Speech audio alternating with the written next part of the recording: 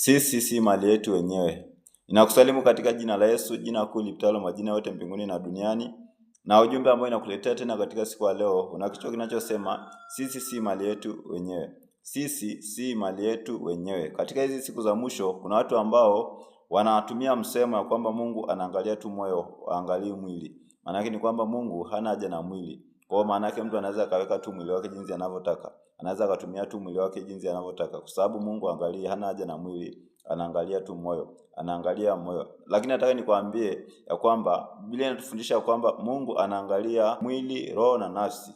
Anaangalia mwili, roho na nafsi. Na leo nitaenda kusomea maandiko na kukuambia ya kwamba huo msemo kabisa ni hakika kwamba umetoka kwa Ibilisi. Kwamba watu wanasema Mungu anaangalia mwili, Mungu anaangalia moyo, angalia mwili.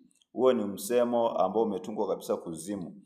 Ambao siku hizi imewafanya watu wachafue miili yao, waweke miili yao kama wanavyotaka, waende mbali kabisa na mapenzi ya Mungu, kwa kigezo cha kusema kwamba Mungu anaangalia tu moyo wala haangalii mwili. Biblia inatufundisha kwamba miili yetu ni mali ya Mungu, au sisi ni mali ya Mungu. Maana yake kwamba miili yetu hatujajiumbia wenyewe.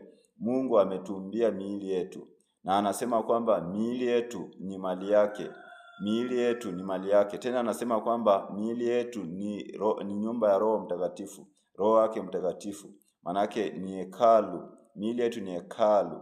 Ni nyumba ya Mungu. Ni nyumba ya Mungu. Kwa sasa mbali na kwamba Mungu ametumbia miili tu ili kwa ajili ya kufanya mapenzi mengine, kwa ajili ya kufanya vitu vingine ambavyo tunavifanya katika miili yetu, lakini pia kusudi pia la miili yetu kuumbwa ni ili Roho Mtakatifu pia akae ndani yetu. Maana yake pia Roho Mtakatifu anakaa ndani ya miili yetu.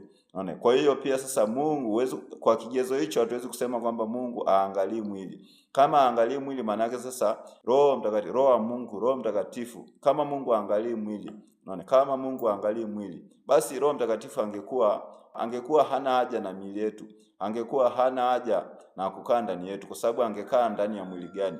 Kwa sababu mwili ambao sio mali ya Mungu. Kwa hiyo leo nitakwambia kwamba ukweli ni kwamba Mungu anaangalia mwili.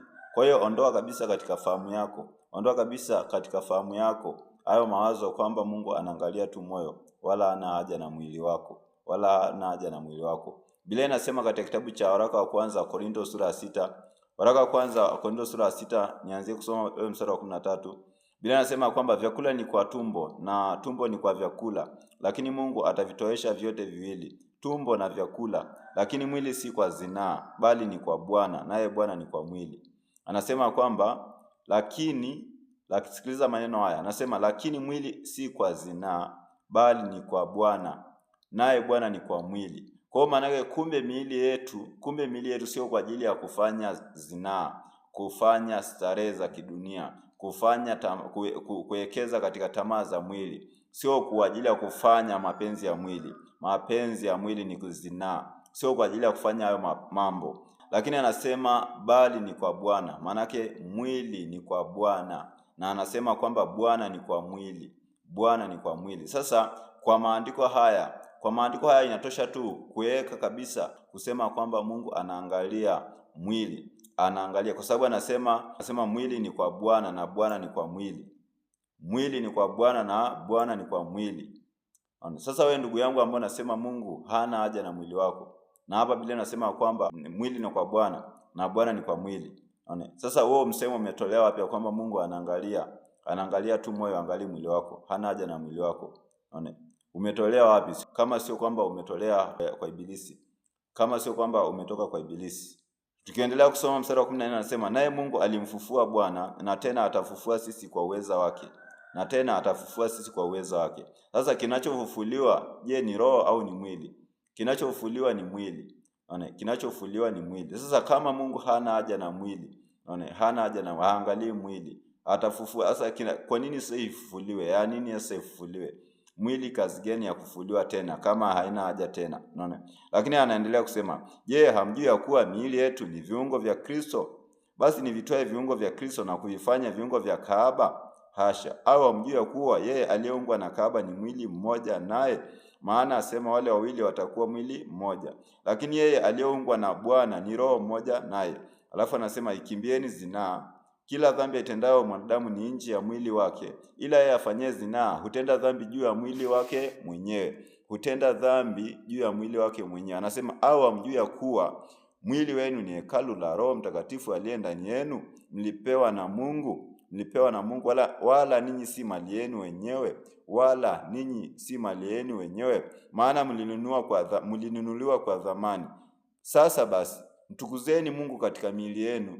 Mtukuzeni Mungu katika miili yenu. Sasa unasema Mungu angalii mwili, angalii mwili, anaangalia tu moyo. Kwa hiyo mwili wako uweke jinsi unavyotaka, uchafue, ufanye zinaa, uweke mapambo ya kiulimwengu chore, uvalishe mavazi ya kikaaba. Na hapa anasema kwamba amjui ya kwamba miili yenu ni viungo vya Kristo. Basi ni vitoe viungo vya Kristo na kuifanya viungo vya kaaba. Maana yake utwae mwili wako na kuifanya kwamba ni kwa ajili ya ukaaba, ufanye mambo hayo.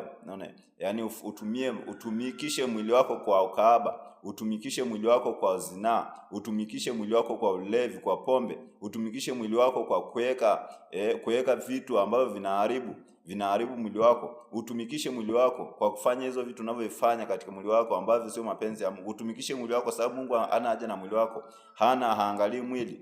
Sio kwamba unamchukiza Mungu. Na ukirudi ile sura ya 3 anasema kwamba ukirudi sura ya 3 na ule mstari wa 16 anasema, hamjui ya kuwa ninyi mmekuwa hekalu la Mungu na ya kuwa Roho wa Mungu anakaa ndani yenu? Kama mtu akiliharibu hekalu la Mungu, Mungu atamharibu mtu huyo, kwa maana hekalu la Mungu ni takatifu ambalo ndilo ninyi. Kwa hapa anasema kwamba mtu akiharibu hekalu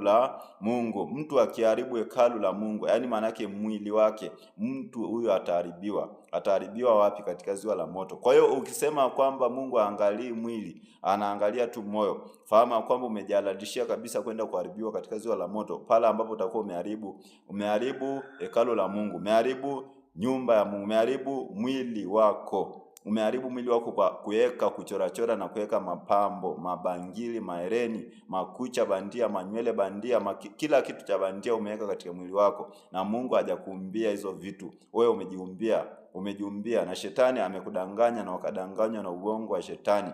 Kwa hiyo ukajihalalisha, ukasema kwamba mimi mwili wangu ni mali yangu tu. Kwa hiyo hakuna kuniambia chochote, acha nijiweke namna ninavyotaka, acha nivae tu jinsi ninavyotaka. Acha kwani ni huu mwili si wa kwangu? Ndivyo unavyosema kiburi. Ndivyo unavyosema. Lakini hapa anasema kwamba ninyi si mali yenu wenyewe. Huo mwili wako si mali yako, hautawali. Hayo mapigo yanayodunda ndani ya moyo wako, mapigo ya moyo. Je, kuna siku moja ambao umesema kwamba umeweza kusimamisha au umeweza kuamuru hizo nywele zako ambazo zinaota? Unaona, hiyo ni kazi yako. Unakula chakula ambao kinaingia tumboni mwako, hujui kinaendaje kuingia kwenye mishipa ya damu. Unaona, kinafanyaje kazi? Kucha ambazo unazikata na kuharibu na kuweka marangi, hizo kucha ambazo unazichafua, unaona, hizo kucha unazikata alafu zinaendelea kuota. Je, hiyo kazi, unaona, ukisema kwamba Mungu angalie mwili, ukisema kwamba huo ni mwili wako ambao sasa hakuna wa kuingilia, basi jaribu leo kufanya moyo wako udunde wewe mwenyewe, au kusimamisha. Hebu jaribu kusimamisha, au leo sema kwamba nywele zangu ziote tena. Unaona, hauwezi kufanya chochote, hauwezi kufanya hata unywele wako kuwa mweupe. Biblia inasema hivyo. Unaona, hauwezi kusogeza mkono wako uwe mfupi au mrefu. Unaona, maana yake kwamba Mungu, miili yetu ni mali ya Mungu. Sisi hatuna chochote katika miili yetu. Sisi hatuna chochote ambacho unaweza kukifanya katika miili yetu. Hakuna chochote ambacho, yani kazi yako katika mwili wako ni ndogo tu. Ni kuamua tu kutembea, niseme niamke hapa niende nitembee. Unaona, nitembee, unaona, au fanye tu kwa mikono yako, fanye kazi, unaona. Lakini asilimia kubwa kabisa mwili wako ni mali ya Mungu. Kwa hiyo leo ndugu yangu, angalia mwili wako umechafua. Angalia leo umechafua, umeweka vitu ambavyo sio mapenzi ya Mungu. Kwa kigezo kwamba Mungu angalii mwili. Kwa hiyo kwamba mwili wako ni mali yako. Lakini fahamu leo kwamba mwili wako si mali yako. Mwili wako ni mali ya Mungu. Mwili wako ni mali ya Mungu, ni sura ya Mungu. Hiyo ni kopi ya Mungu. Wakati fulani watu walimfuata Bwana Yesu na wakamwambia kwamba hii dinari, hii sarafu ni ya nani? Hii sarafu ni ya nani? Na je, ni halali? Akamwambia kwamba je, ni halali kulipa kodi kwa Kaisari? Lakini Bwana Yesu akamwambia kwamba hiyo sarafu ina sura ya nani? Akasema kwamba ina sura ya Kaisari. Akasema kwamba Bwana Yesu akamwambia kwamba ya Kaisari mpeni Kaisari, lakini ya Mungu mpeni Mungu. Alikuwa anamaanisha nini? Kwamba kama ile sarafu ilikuwa ina sura tu ya nani? Ilikuwa ina sura ya Kaisari, maana yake ilikuwa ni mali ya Kaisari.